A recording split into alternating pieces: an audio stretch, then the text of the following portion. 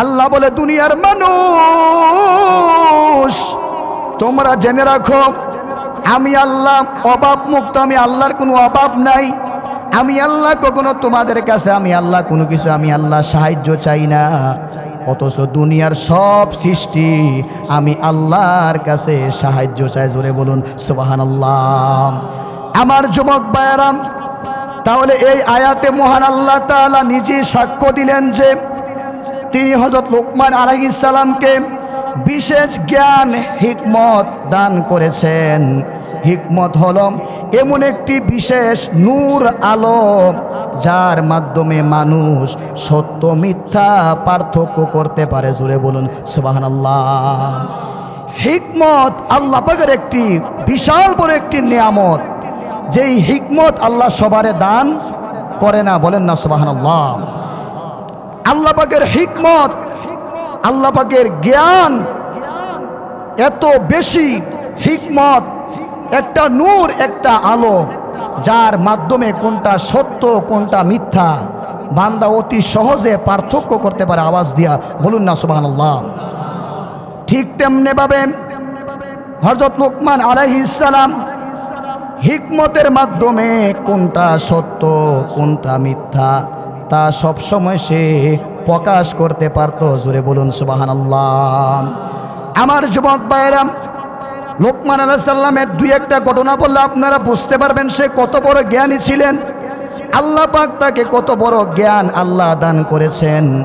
লোকমান আলাইহিস সালামের জীবনে অসংখ্য ঘটনা, যে ঘটনাগুলা বলে শেষ করা যাবে না। লোকমান আলাইহিস সালামের জবানায় কোনো মানুষ যদি কোনো কঠিন জটিল সমস্যার মধ্যে পড়তো, মানুষগুলা কোথাও সমাধান না পেলেও লোকমান আলাইহিস সালামের কাছে গেলে একটা সমাধান নিয়ে মানুষগুলা ফিরে আসতো। জোরে জোরে বলা যাবে সুবহানাল্লাহ। বলেন তো, ভালো মানুষের শত্রু কম না বেশি? কথা না, কম না বেশি? আমার যুবক ভাইয়েরা, লোকমান আলাইহিস সালাম যখন এক মালিকের দাস ছিলেন, তখন একদিন ওই মালিকের বাগানের কিছু ফল চুরি হয়ে গেল। ওই মালিকের অন্যান্য দাসেরা তারা সবাই চুক্তি করলো, আমরা সবাই মিলে লোকমান হাকিমকে আমরা ফাঁসিয়ে দেব।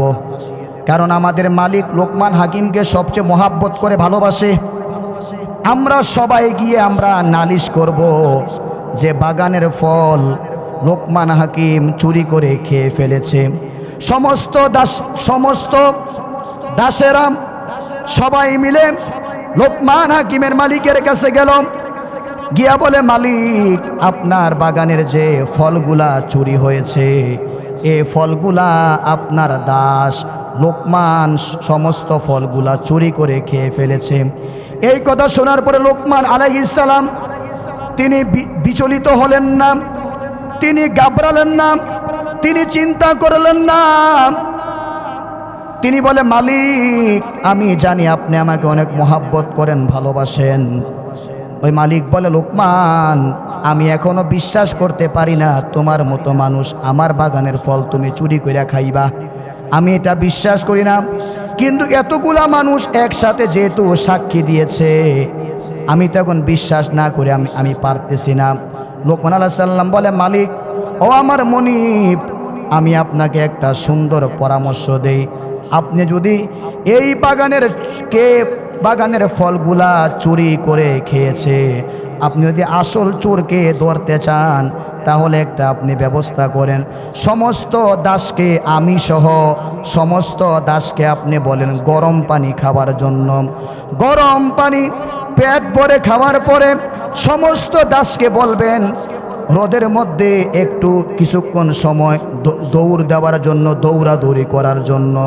এই কথা শোনার পরে, লোকমান আলাইহিস হাকিমের কথা শোনার পরে ওই মালিক কি করল, গরম পানির ব্যবস্থা করল। গরম পানির ব্যবস্থা করে সমস্ত দাসদেরকে বলল, তোমরা এখন পেট ভরে তোমরা গরম পানি তোমরা খাও। গরম পানি খাওয়ার পরে তোমরা কিছুক্ষণ সময় তোমরা রোদের মধ্যে তোমরা দৌড়াদৌড়ি করো। লোকমান আলাইহিস সালাম সহকারে সমস্ত দাসেরা গরম পানি পেট ভরে খাওয়ার পরে কিছুক্ষণ সময় যখন রোদের মধ্যে দৌড়াদৌড়ি করলো, এক সময় দেখা গেল তাদের ভিতরে একটা অস্থিরতা শুরু হয়ে গেছে।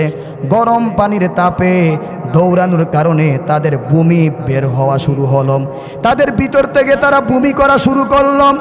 সমস্ত দাসেরা যখন বমি করা শুরু করলো, দেখা গেল যারা চুরি করেছে তাদের অর্ধেক হজমকৃত ফলগুলা ওই বমির সাথে বের হয়ে গেছে। জোরে জোরে বলা যাবে সুবহানাল্লাহ।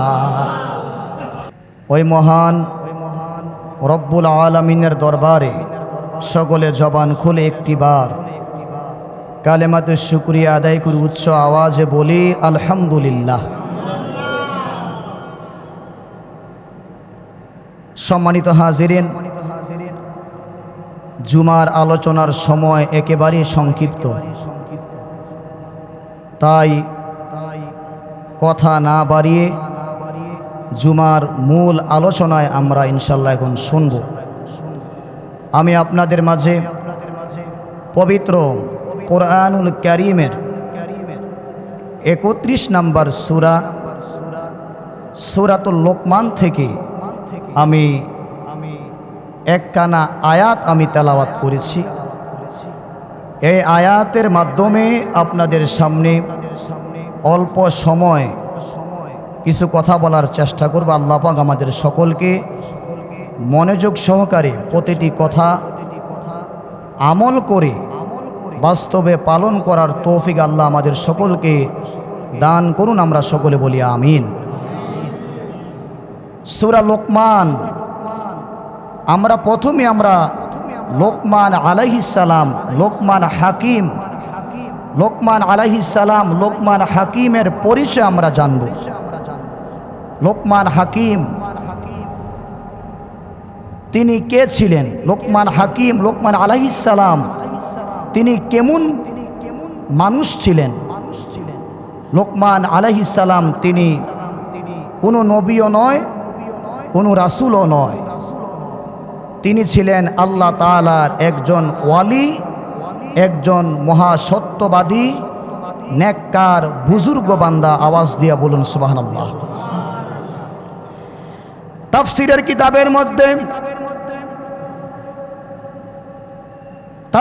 কিতাবের মধ্যে বর্ণিত আছে হযরত লোকমান আলাইহিস সালাম হযরত আইয়ুব আলাইহিস সালামের বাগিনা ছিল। আবার কিছু কিছু তাফসীরকারক বলেন লোকমান আলাইহিস সালাম হযরত আইয়ুব আলাইহিস সালামের খালাতো ভাই ছিল। বলেন সুবহানাল্লাহ।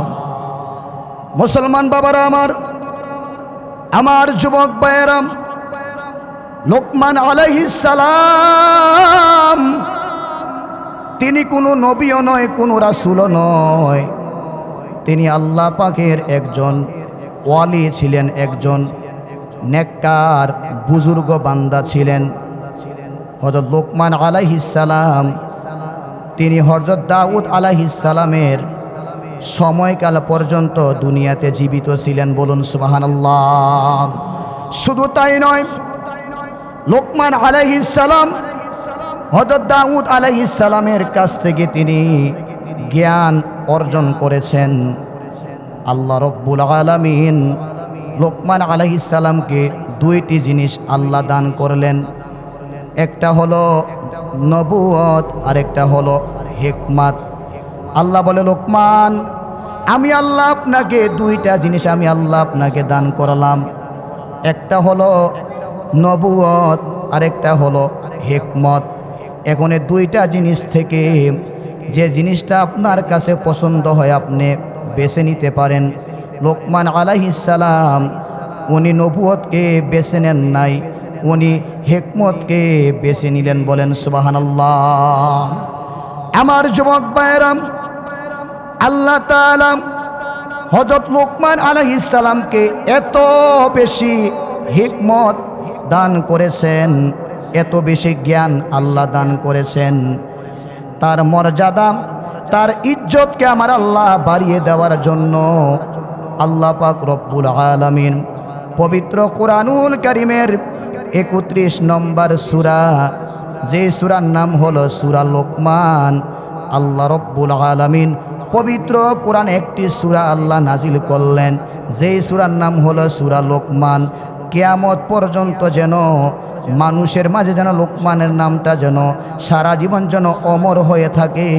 এই কারণে আল্লাহ তাআলা লোকমান আলাইহিস সালামের প্রতি খুশি হয়ে আল্লাহ তার নামে একটা সূরা আমার আল্লাহ নাজিল করে দিলেন। আরো জোরে বলা যাবে সুবহানাল্লাহ। আমার যুবক ভাইরা, অথচ দেখেন লোকমান হাকিম, লোকমান আলাইহিস সালাম তিনি একজন সাধারণ দাস ছিলেন। দাস, তিনি মানুষের বাড়িতে কাজ করতেন।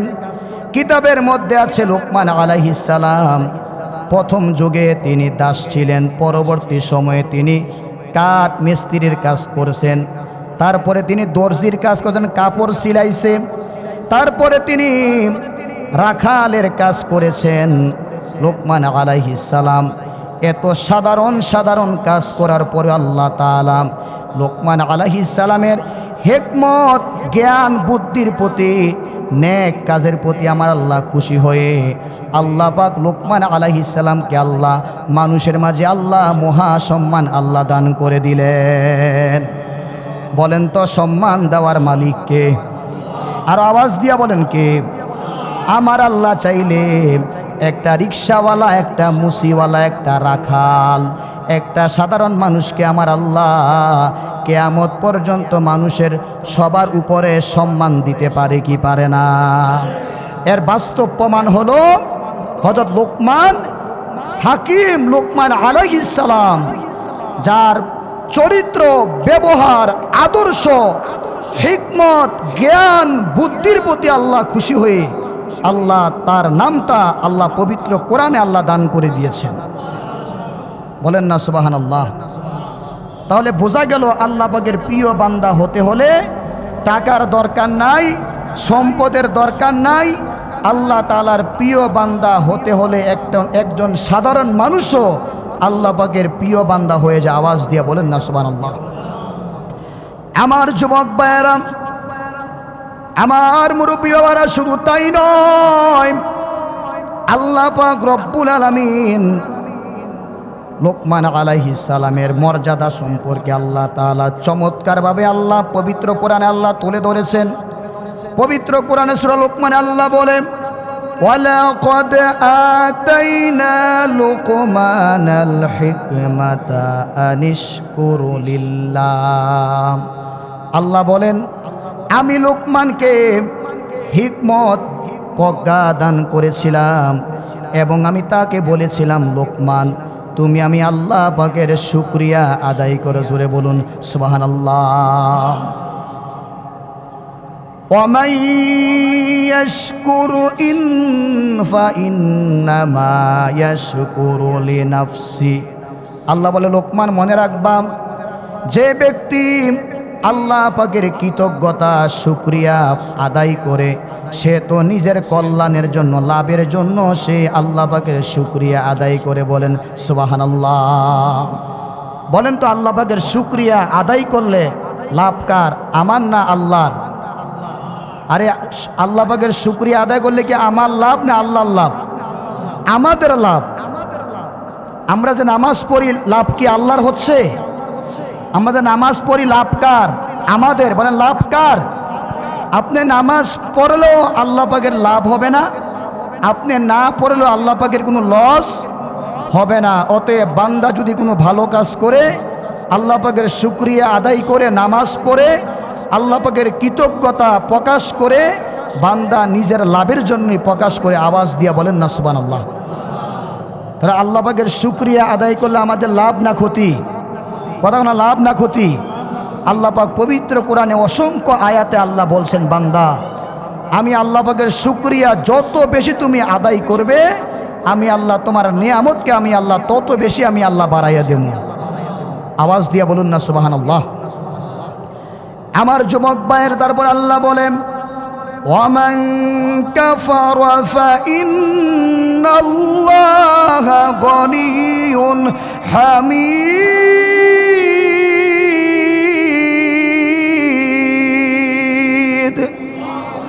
আল্লাহ বলেন, আর যে ব্যক্তি আমি আল্লাহ পাকের অকৃতজ্ঞতা করবে, আমি আল্লাহ পাকের শুকরিয়া আদায় করবে না, তবে তোমরা জেনে রাখো আমি আল্লাহ কারো মুখাপেক্ষী নয়, আমি আল্লাহ অভাব মুক্ত, আমি আল্লাহ কারো মুখাপেক্ষী নয়, আমি আল্লাহ কারো কাছে সাহায্য চাই না। পৃথিবীর সবাই কার কাছে সাহায্য চায়? পৃথিবীর সবাই কার কাছে মুখাপেক্ষী? কথা বলেন না, কার কাছে? আল্লাহ বলে আমি আল্লাহ পৃথিবীর কারো কাছে আমি আল্লাহ মুখাপেক্ষী নয়, আমি আল্লাহ হলাম অভাব মুক্ত এবং আমি আল্লাহ হলাম প্রশংসিত। জোরে বলুন সুবহানাল্লাহ। বলেন তো সবচেয়ে বেশি প্রশংসার মালিক কে? বলেন কে?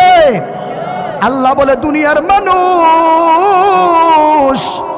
তোমরা জেনে রাখো আমি আল্লাহ অভাব মুক্ত, আমি আল্লাহর কোনো অভাব নাই, আমি আল্লাহ কখনো তোমাদের কাছে আমি আল্লাহ কোনো কিছু আমি আল্লাহ সাহায্য চাই না, অথচ দুনিয়ার সব সৃষ্টি আমি আল্লাহর কাছে সাহায্য চাই। জোরে বলুন সুবহানাল্লাহ। আমার যুবক ভাইয়েরাম, তাহলে এই আয়াতে মহান আল্লাহ তাআলা নিজে সাক্ষ্য দিলেন যে তিনি হযরত লোকমান আলাইহিস সালামকে বিশেষ জ্ঞান হিকমত দান করেছেন। হিকমত হলো এমন একটি বিশেষ নূর আলো যার মাধ্যমে মানুষ সত্য মিথ্যা পার্থক্য করতে পারে। জোরে বলুন সুবহানাল্লাহ। হিকমত আল্লাহ পাকের একটি বিশাল বড় একটি নিয়ামত, যেই হিকমত আল্লাহ সবারে দান করে না। বলেন না সুবহানাল্লাহ। আল্লাহ পাকের হিকমত, আল্লাহ পাকের জ্ঞান এত বেশি, হিকমত একটা নূর, একটা আলো, যার মাধ্যমে কোনটা সত্য কোনটা মিথ্যা বান্দা অতি সহজে পার্থক্য করতে পারে। আওয়াজ দিয়া বলুন না সুবহানাল্লাহ। ঠিক তেমনি ভাবে হযরত লোকমান আলাইহিস সালাম হিকমতের মাধ্যমে কোনটা সত্য কোনটা মিথ্যা তা সব সময় সে প্রকাশ করতে পারত। জোরে বলুন সুবহানাল্লাহ। আমার যুবক ভাইরা, লোকমান আলাইহিস সালামের দুই একটা ঘটনা বললে আপনারা বুঝতে পারবেন সে কত বড় জ্ঞানী ছিলেন। আল্লাহ পাক তাকে কত বড় জ্ঞান আল্লাহ দান করেছেন। লোকমান আলাইহিস সালামের জীবনে অসংখ্য ঘটনা, যে ঘটনাগুলা বলে শেষ করা যাবে না। লোকমান আলাইহিস সালামের জবানায় কোনো মানুষ যদি কোনো কঠিন জটিল সমস্যার মধ্যে পড়তো, মানুষগুলা কোথাও সমাধান না পেলেও লোকমান আলাইহিস সালামের কাছে গেলে একটা সমাধান নিয়ে মানুষগুলা ফিরে আসতো। জোরে জোরে বলা যাবে সুবহানাল্লাহ। বলেন তো ভালো মানুষের শত্রু কম না বেশি? কথা না, কম না বেশি? আমার যুবক ভাইয়েরা, লোকমান আলাইহিস সালাম যখন এক মালিকের দাস ছিলেন, তখন একদিন ওই মালিকের বাগানের কিছু ফল চুরি হয়ে গেল। ওই মালিকের অন্যান্য দাসেরা তারা সবাই চুক্তি করলো আমরা সবাই মিলে লোকমান হাকিমকে আমরা ফাঁসিয়ে দেব, কারণ আমাদের মালিক লোকমান হাকিমকে সবচেয়ে মহাব্বত করে ভালোবাসে। আমরা সবাই গিয়ে আমরা নালিশ করব যে বাগানের ফল লোকমান হাকিম চুরি করে খেয়ে ফেলেছে। সমস্ত দাসেরা সবাই মিলে লোকমান হাকিমের মালিকের কাছে গেল, গিয়া বলে মালিক আপনার বাগানের যে ফলগুলা চুরি হয়েছে এ ফলগুলা আপনার দাস লোকমান সমস্ত ফলগুলা চুরি করে খেয়ে ফেলেছে। এই কথা শোনার পরে লোকমান আলাইহিস সালাম তিনি বিচলিত হলেন না, তিনি ঘাবড়ালেন না, তিনি চিন্তা করলেন না। তিনি বলে মালিক আমি জানি আপনি আমাকে অনেক মহাব্বত করেন, ভালোবাসেন। ওই মালিক বলে লোকমান আমি এখনো বিশ্বাস করতে পারি না তোমার মতো মানুষ আমার বাগানের ফল তুমি চুরি করে খাইবা, আমি এটা বিশ্বাস করি না। কিন্তু এতগুলা মানুষ একসাথে যেহেতু সাক্ষী দিয়েছে আমি তখন বিশ্বাস না করে আমি পারতেছি না। লোকমান আলাইহিস সালাম বলে মালিক ও আমার মনিব, আমি আপনাকে একটা সুন্দর পরামর্শ দেই, আপনি যদি এই বাগানের ফলগুলা চুরি করে খেয়েছে, আপনি যদি আসল চোরকে ধরতে চান তাহলে একটা আপনি ব্যবস্থা করেন, সমস্ত দাসকে আমি সহ সমস্ত দাসকে আপনি বলেন গরম পানি খাবার জন্য। গরম পানি পেট ভরে খাওয়ার পরে সমস্ত দাসকে বলবেন রোদের মধ্যে একটু কিছুক্ষণ সময় দৌড় দেওয়ার জন্য, দৌড়াদৌড়ি করার জন্য। এই কথা শোনার পরে, লোকমান আলাইহিস হাকিমের কথা শোনার পরে ওই মালিক কি করলাম, গরম পানির ব্যবস্থা করলাম। গরম পানির ব্যবস্থা করে সমস্ত দাসদেরকে বলল, তোমরা এখন পেট ভরে তোমরা গরম পানি তোমরা খাও। গরম পানি খাওয়ার পরে তোমরা কিছুক্ষণ সময় তোমরা রোদের মধ্যে তোমরা দৌড়াদৌড়ি করো। লোকমান আলাইহিস সালাম সহকারে সমস্ত দাসেরা গরম পানি পেট ভরে খাওয়ার পরে কিছুক্ষণ সময় যখন রোদের মধ্যে দৌড়াদৌড়ি করলো, এক সময় দেখা গেল তাদের ভিতরে একটা অস্থিরতা শুরু হয়ে গেছে। গরম পানির তাপে দৌড়ানোর কারণে তাদের বমি বের হওয়া শুরু হলো, তাদের ভিতর থেকে তারা বমি করা শুরু করল।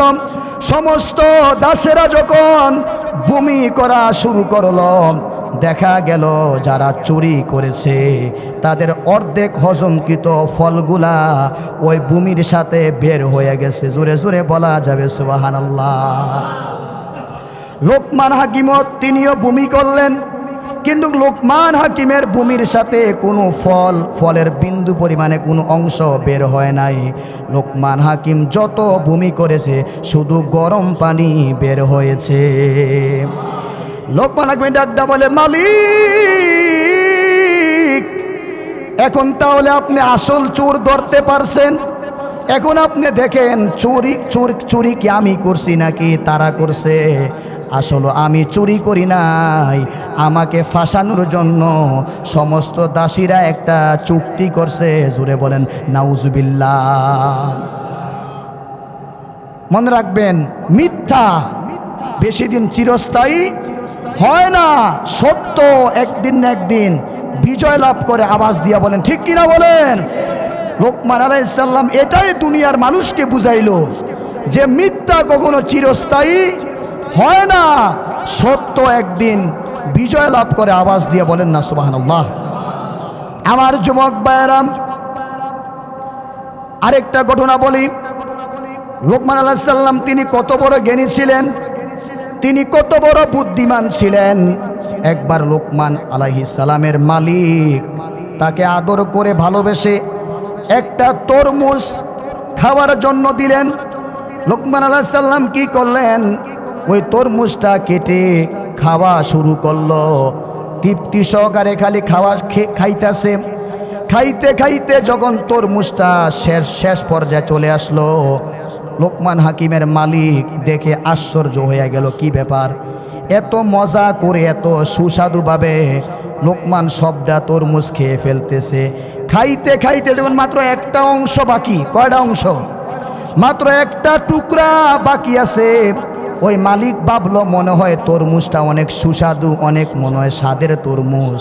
ওই মালিক কি করলো, ওই বাকি একটা অংশের টুকরা ওই মালিক কি করলো, মুখের মেঝে কামড় দিল। মুখের মেঝে কামড় দেওয়ার সাথে সাথে একটা চিৎকার মারলো, বিশাল বড় একটা চিৎকার মারলো, আর বলো, লোকমান এই তরমুজ এমন এত তিতা এত বিষাক্ত, আমি মুখে দেওয়ার পরে আমার জিহ্বাটা আর মানতেছে না, আমার শরীর অস্থির হয়ে গেছে। লোকমান তুমি কিভাবে এত বিষাক্ত তিতা তরমুজটা তুমি সবটা তুমি খেয়ে ফেললা, তুমি একটুও তুমি মুখ বাঁকা করলা না, একটুও তুমি আমারে বসতে দিলা না, তুমি এমনভাবে তুমি খাইতেছো মনে হচ্ছে এটা একটা সুস্বাদু একটা মিষ্টি তরমুজ। আমি তোমার দিকে আমি লক্ষ্য করে আমি একটু খাবার জন্য আমি একটু চেষ্টা করলাম, কিন্তু তরমুজটা মুখে একটা কামড় দেওয়ার পরে আমি তিতার কারণে আমার সমস্ত দেহটা অস্থির হয়ে গেছে। জোরে বলেন সুবহানাল্লাহ। লোকমান হাকিম বলে, মালিক ও মালিক, আমি যদি তিতার কারণে আমি যদি তরমুজটা ফালাই দিয়ে যদি আমি আপনার সামনে আমি আমার মুখটাকে বাঁকা করি, আমি যদি বিরক্ত প্রকাশ করি, তাহলে আপনি বুঝতে পারবেন, আপনি কষ্ট পাইবেন। কারণ সারা জীবন আমি আপনার হাতে আমি অনেক সুস্বাদু অনেক মিষ্টি মিষ্টি ফল আমি খাইছি, আজকে মাত্র একটা তরমুজ তিতা হওয়ার কারণে আমি যদি আমার মালিকের সামনে আমি যদি অকৃতজ্ঞতা প্রকাশ করি, আমি যদি মন খারাপ করি, আমি যদি তাকে বুঝতে দেই, তাহলে আপনি কষ্ট পাবেন। আপনার কৃতজ্ঞতা, আপনার শুকরিয়া আদায় করার জন্য, আপনার মনটাকে খুশি করার জন্য আমি তিতা তরমুজটা আমি সুস্বাদুভাবে আমি খেয়ে ফেলেছি। বলেন না সুবহানাল্লাহ। এই কারণে কিছু কিছু সময় আপনার যদিও জিনিসটা আপনার ইচ্ছার বাহিরে, কখনো কখনো মানুষের মন খুশি করার জন্য ওই মানুষটাকে বুঝতে দেওয়া যাবে। বলুন না সুবহানাল্লাহ। এর মানে বোঝা গেল যে কিছু মানুষ আছে দেখবেন হাজার টাকা হাজার কিছু করার পরেও বিন্দু পরিমাণে 19-এর 20 হইলেই তার আসল রূপটা সে প্রকাশ করে। কথা বলেন ঠিক কিনা বলেন? লোকমান আলাইহিস সালাম এটাই বুঝাইলো যে হাজার জিনিসের মধ্যে সামান্য কিছু ভুল ত্রুটি থাকতে পারে, সামান্য কিছু দোষ থাকতে পারে, যে দোষগুলা মানুষের সামনে প্রকাশ করা যাবে। বলুন না সুবহানাল্লাহ। আমার যুবক ভাইয়েরা, শুধু তাই নয়, লোকমান আলাইহিস সালামকে তার মালিক একবার একটা ছাগল জবাই করে, শোনেন, লোকমান আলাইহিস সালামকে তার মালিক একবার একটা ছাগল জবাই করে বললেন যে এই ছাগলের দেহের যেই অংশগুলা সবচেয়ে শ্রেষ্ঠ, সবচেয়ে পবিত্র, ওই অংশগুলা আমার সামনে হাজির করো। লোকমান আলাইহিস সালাম তার মালিকের কথা শুনে ওই ছাগল থেকে তিনি ছাগলের জিহ্বা এবং হৃৎপিণ্ড, তিনি ছাগলের জিহ্বা এবং কলবটাকে মালিকের সামনে হাজির করল। ওই মালিক তাকে আরেকটা ছাগল জবাই করার জন্য আদেশ করলেন। ছাগলটা জবাই করার পরে বললেন যে এবার তুমি ওই ছাগলের দেহের সবচেয়ে নিকৃষ্ট জিনিসগুলো আমার সামনে হাজির করো। দ্বিতীয়বারও দেখা গেল লোকমান হাকিম আবারও ওই ছাগলের জিহ্বা এবং হৃৎপিণ্ড ওই মালিকের সামনে হাজির করলো। মালিক আশ্চর্য হয়ে গেল, হে লোকমান হাকিম, প্রথমবারও তুমি আমার সামনে এই ছাগলের দেহের সবচেয়ে শ্রেষ্ঠ, সবচেয়ে মূল্যবান জিনিস তুমি এই জিহ্বা আর হৃৎপিণ্ড তুমি হাজির করলা। দ্বিতীয়বারও তোমাকে বললাম এই ছাগলের দেহের সবচেয়ে নিকৃষ্ট জিনিসগুলা আমার সামনে হাজির করার জন্য দ্বিতীয়বারও তুমি এই ছাগলের দেহের জিহ্বা এবং হৃৎপিণ্ড তুমি আমার সামনে হাজির করলাম। লোকমান আলাইহিস সালাম বলে, মালিক, একটা দেহের জিহ্বা আর হৃৎপিণ্ড যদি ভালো থাকে, পবিত্র থাকে, তাহলে তার সমস্ত দেহটা শ্রেষ্ঠ হয়ে যায়। এই দেহের যখন জিহ্বা আর হৃৎপিণ্ড যখন অপবিত্র হয়ে যায়, নাপাক হয়ে যায়, তখন তার গোটা দেহটাই নিকৃষ্ট হয়ে যায়। জোরে কোন নাউজুবিল্লাহ। তাহলে বোঝা গেল একটা মানুষের দেহের সবচেয়ে শ্রেষ্ঠ জিনিস হলো জিহ্বা, মানুষের মুখ আর হৃদয়। বলেন না সুবহানাল্লাহ। যার জবান ভালো, যার অন্তর ভালো, সেই আল্লাহ পাকের কাছে সবচেয়ে শ্রেষ্ঠ বান্দা। আরো আস্তে কর না সুবহানাল্লাহ। আর যার জিহ্বা অপবিত্র, যার কলব অপবিত্র, ওই ব্যক্তিরা আল্লাহ পাকের দরবারে সবচেয়ে নিকৃষ্ট বান্দা। আওয়াজ দিয়া বলেন নাউজুবিল্লাহ। তাহলে এই জিহ্বার পবিত্রতা রক্ষা করা দরকার আছে না নাই? কথা কোন আছে না নাই?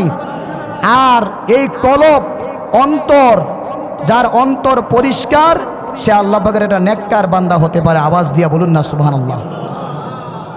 একবার এক ব্যক্তি লোকমান আলাইহিস সালামকে বলল, আপনি এত জ্ঞানী মানুষ, আপনি এত বুদ্ধিমান, আপনি এত সম্মানিত মানুষ, আপনি কি একটি জাঁকজমকপূর্ণ একটি প্রাসাদে, একটি বাড়িতে আপনি কি থাকতে পারেন না?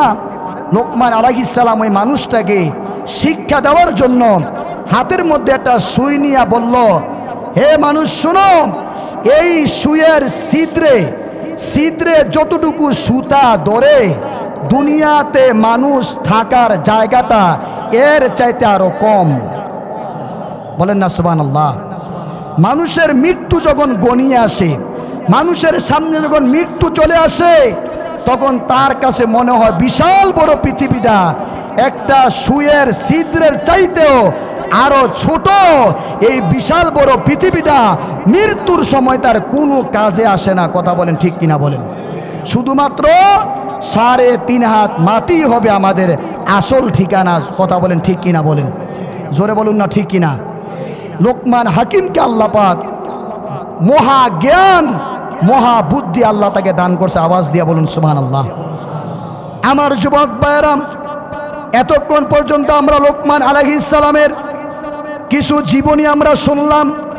এখন আসুন আমরা আমাদের সন্তানদেরকে একজন আদর্শ নেককার সন্তান হিসাবে যদি আমরা গঠন করতে চাই, তাহলে লোকমান আলাইহিস সালাম তার সন্তানকে যেই সমস্ত শিক্ষা উপদেশ দান করেছেন, কিয়ামত পর্যন্ত গোটা জাতির জন্য তাই হবে যথেষ্ট। জোরে বলুন সুবহানাল্লাহ। আপনি আপনার সন্তানকে আদর্শ সন্তান বানাইতে চান?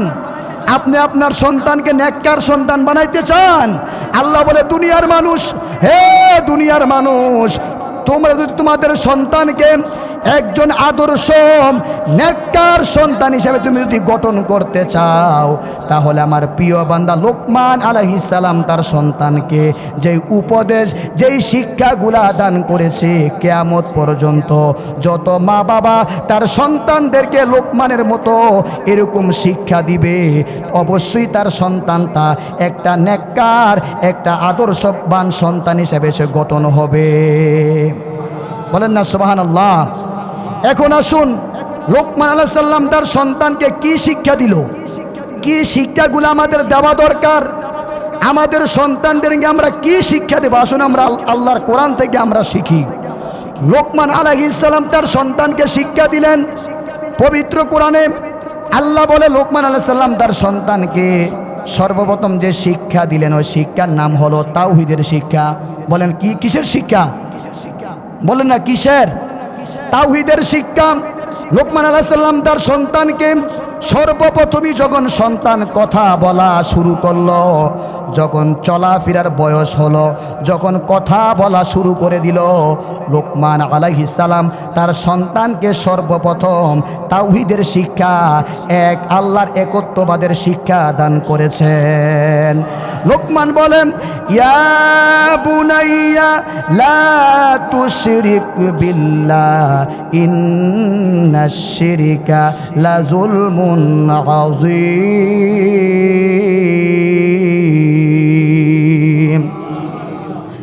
আল্লাহ বলে, দুনিয়ার মানুষ স্মরণ করো, লোকমান আলাইহিস সালাম যখন তার সন্তানকে ডেকে বলল, হে আমার প্রিয় সন্তান, হে বৎস, আল্লাহর সাথে কাউকে শরীক করবা না, আল্লাহর সমতুল্য কাউকে মনে করবা না, আল্লাহর সাথে কাউকে শরীক করবা না। মনে রাখবা, নিশ্চয়ই শিরিক সবচেয়ে বড় জুলুম, সবচেয়ে বড় অপরাধ। জোরে বলুন সুবহানাল্লাহ। হে সন্তান, হে আমার প্রিয় বৎস, মনে রাখবা আল্লাহর সাথে কাউকে শরীক করবে না, আল্লাহর সমতুল্য কাউকে মনে করবা না। আল্লাহর গোলামি বাদ দিয়ে, আল্লাহর দাসত্ব বাদ দিয়ে পৃথিবীর কারো গোলামি করা যাবে না। ইন্নাশ শিরকা লা যুলমুন আযীম, নিশ্চয়ই শিরিক সবচেয়ে বড় জুলুম, সবচেয়ে বড় অপরাধ। আওয়াজ দিয়ে বলেন নাউজুবিল্লাহ। তাহলে লোকমান আলাইহিস সালাম তিনি তার সন্তানকে সর্বপ্রথম কিসের শিক্ষা দিয়েছেন? তাওহীদের। বলেন না কিসের?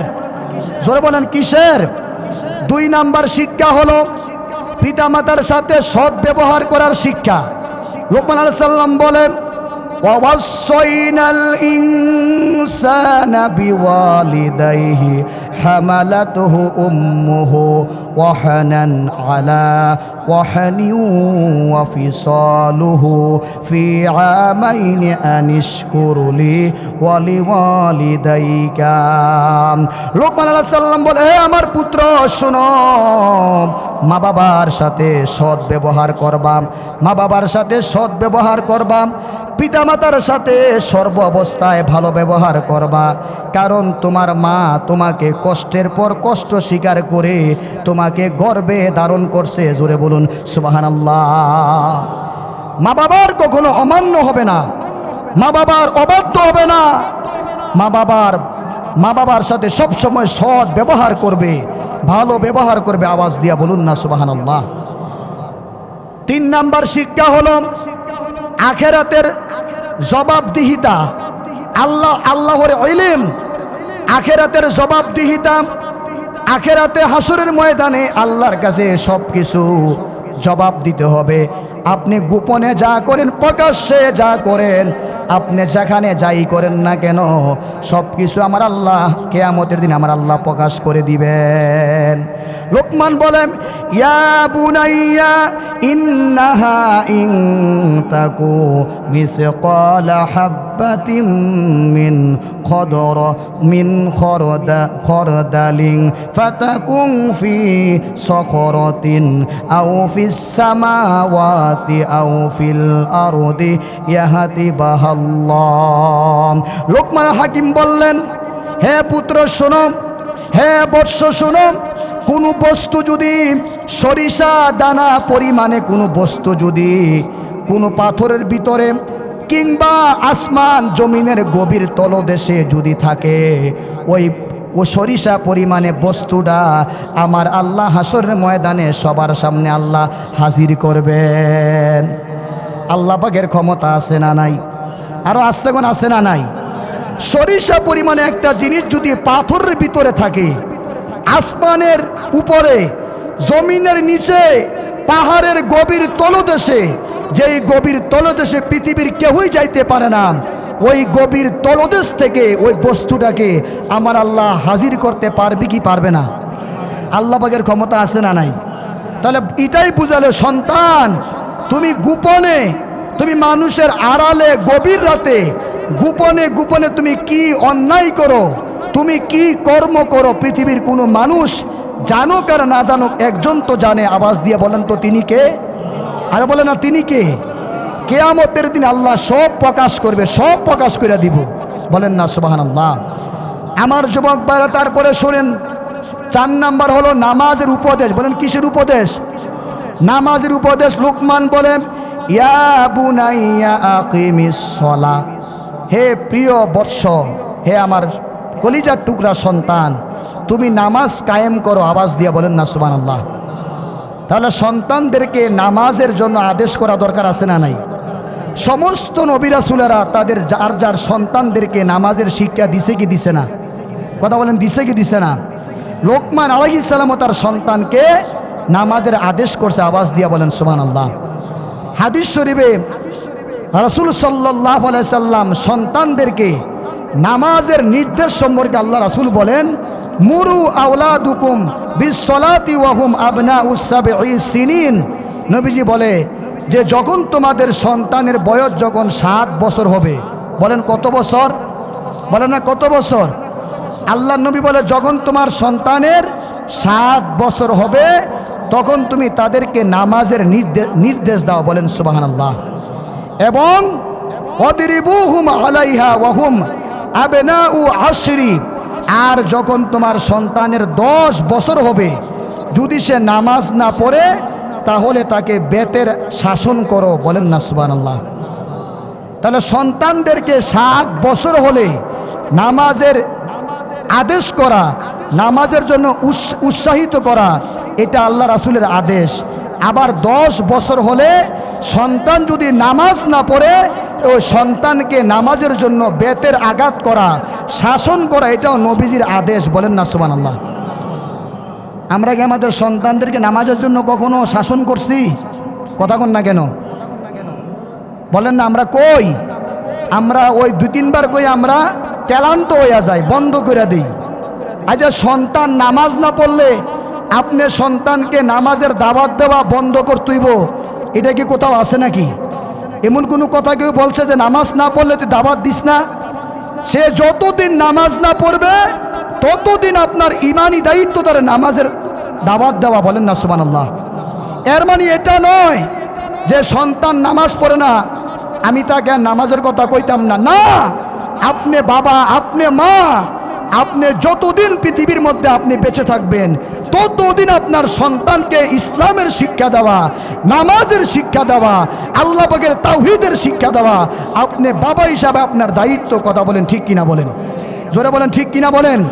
ঠিক তেমনভাবে কে পালন করলো আর কে পালন করলো না ওই দিকে তাকাইলে হবে না। আপনার দাওয়াত আপনি সারা জীবন আপনি দিয়েই যাবেন। কথা বলেন ঠিক কিনা বলেন।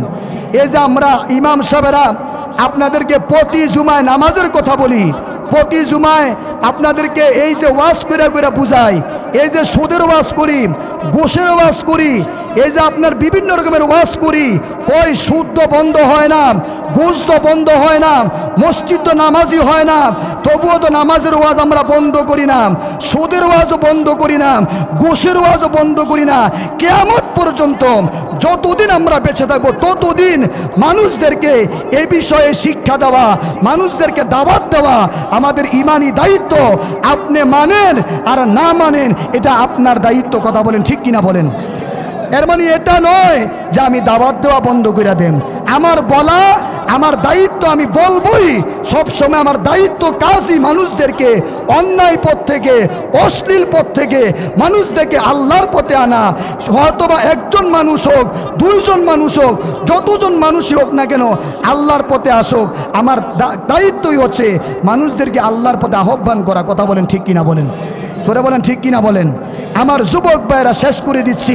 লোকমান আলাইহিস সালাম তার সন্তানকে আরেকটা উপদেশ দিলেন, সন্তান মানুষদেরকে সব সময় সৎ কাজের আদেশ করবা। বলেন না সুবহানাল্লাহ। বলেন কি কাজের? বলেন কি কাজের? ওয়া'মুর ফিল মা'রুফ। মানুষদেরকে সব সময় সৎ কাজের আদেশ, ভালো কাজের আদেশ করবা। মানুষদেরকে সবসময় ভালো কাজে সাহায্য করবা, সহযোগিতা করবা। জোরে বলেন সুবহানাল্লাহ। এবং ওয়ানহা আনিল মুনকার, এবং মানুষদেরকে অসৎ মন্দ খারাপ কাজে বাধা দিবা। জোরে বলেন না সুবহানাল্লাহ। তাহলে সন্তানদেরকে আমাদের শিক্ষা দেওয়া দরকার আছে না নাই?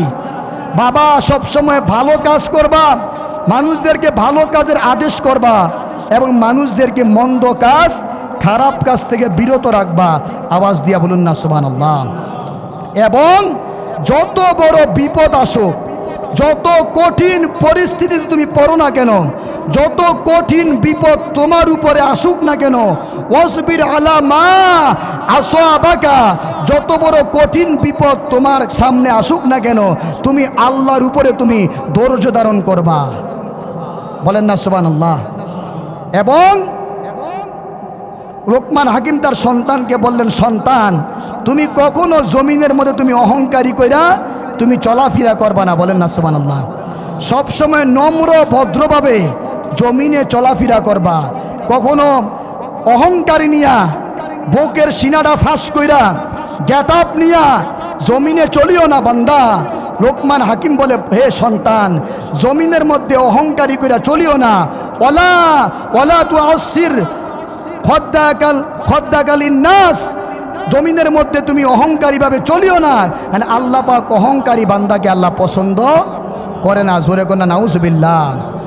ওয়ালা তামশি ফিল আরদি মারহা, এবং জমিনের মধ্যে তুমি দাম্মিক অহংকারের বাপ নিয়ে জমিনের মধ্যে চলাফেরা করিও না। কারণ অহংকার করার মালিক কে? আরো আস্তে কোন না কে? ইন্নাল্লাহা লা ইউহিব্বু কুল্লা মুখতালিন ফাখুরা। ফাখুর, আল্লাহ বলে হে দুনিয়ার মানুষ মনে রাখবা, নিশ্চয়ই একমাত্র অহংকার করার মালিক আমি আল্লাহ। আর আমি আল্লাহ কখনো অহংকারী বান্দাকে আমি আল্লাহ পছন্দ করি না। আওয়াজ দিয়া বলেন না সুবহানাল্লাহ।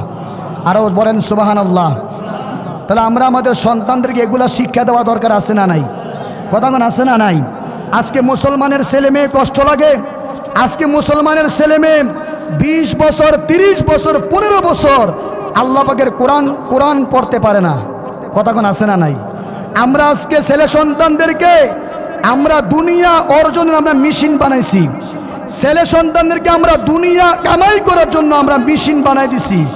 আজকে আমরা আমাদের সন্তানদেরকে আমরা তাওহীদের শিক্ষা দেই না, ইসলামের শিক্ষা দেই না, কোরআনের শিক্ষা দেই না।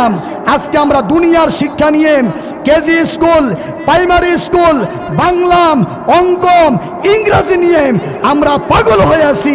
আমরা দুনিয়ার শিক্ষা দিতে দিতে আমরা সন্তানদেরকে আমরা একেবারে ধ্বংস করে দিচ্ছি। কথা বলেন ঠিক কিনা বলেন?